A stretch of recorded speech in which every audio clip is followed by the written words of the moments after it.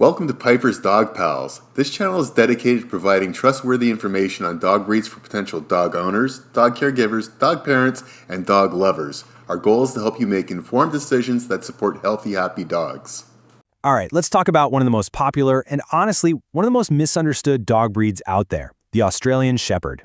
Our goal here is to cut right through all the noise and give you a clear, science-backed guide on what it really takes to own an Aussie. So let's just get right to the heart of it, shall we? On one hand, you've got the image that makes everybody fall in love, this gorgeous, smart, loyal dog. But what you actually get is a high-drive working athlete with some really complex needs. And understanding that difference, well, that's the key to absolutely everything. So what does working drive dog even mean?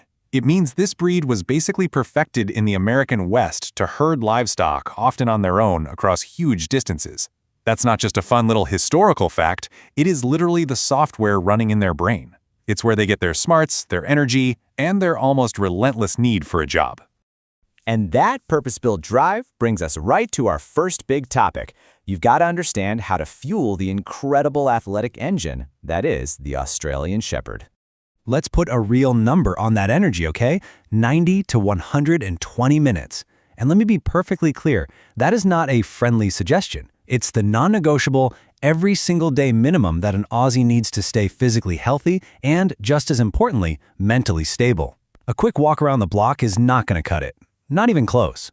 But it's not just about how long you exercise them, it's about how you exercise them.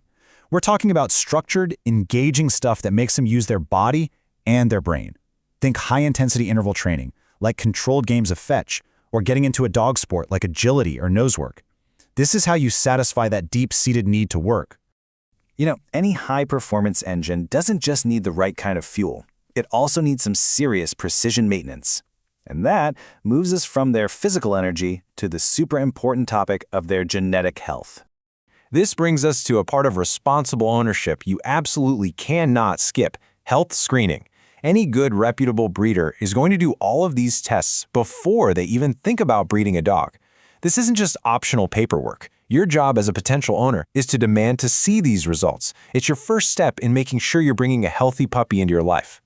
And here is exactly why those tests are so critical.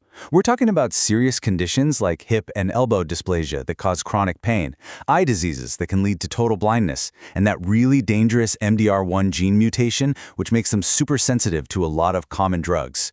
Knowing about these isn't just data, it's vital for their safety. Okay, now let's switch gears and talk about that famous Aussie intelligence. Because just as demanding as their body is their brain, which is basically a supercomputer. You know, their intelligence is a classic double-edged sword. The upside is amazing. They learn so fast, and they are genuinely eager to work with you. But the challenge? An unemployed brain is going to find its own work to do, and trust me, you're probably not going to like the career path it chooses for itself. They learn the bad stuff just as fast as the good stuff. And just like their physical needs, you can put a number on their mental needs too. We're talking 20 to 40 minutes of dedicated, focused mental work every single day. And nope, this is completely separate from their walks and their physical playtime. This is brain work. So, what does it mean to work their brain? Well, think about things like shaping games that encourage them to problem solve, or puzzle toys that really make them think. Scent work is fantastic because it taps right into their natural abilities. Even just spending time every day learning new tricks keeps that supercomputer brain busy and productive. And if that need for a job isn't met, this is what happens. Look at this list. This isn't a bad dog. This is a brilliant, understimulated dog who is screaming for an outlet. The herding, the barking, the digging, it is all a direct result of a brain that has nothing better to do. So, we've covered their engine and their brain. Now let's get practical and talk about how this all translates into the day-to-day commitment of actually living with an Aussie.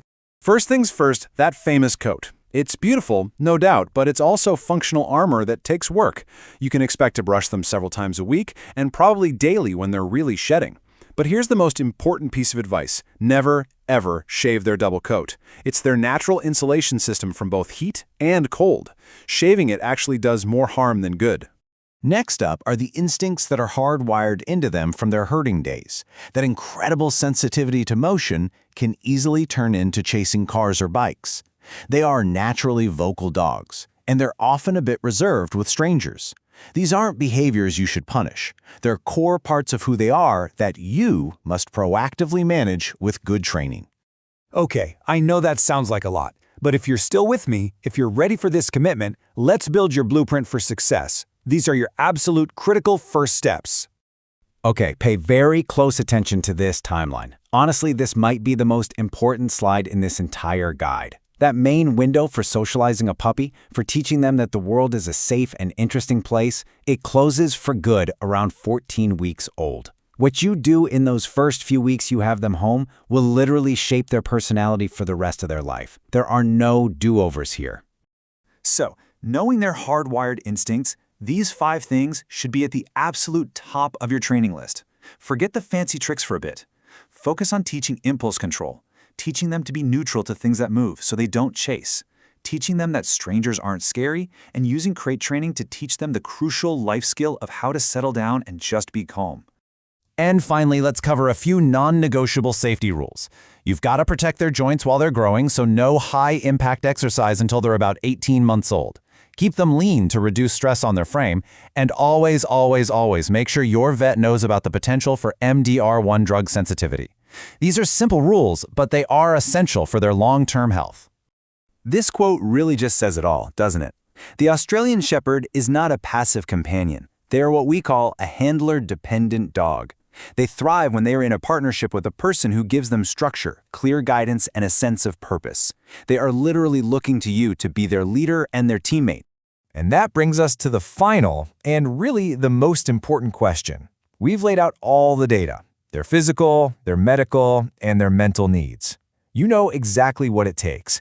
So the only question left is, and you need to be honest with yourself, are you truly ready, willing, and able to provide it?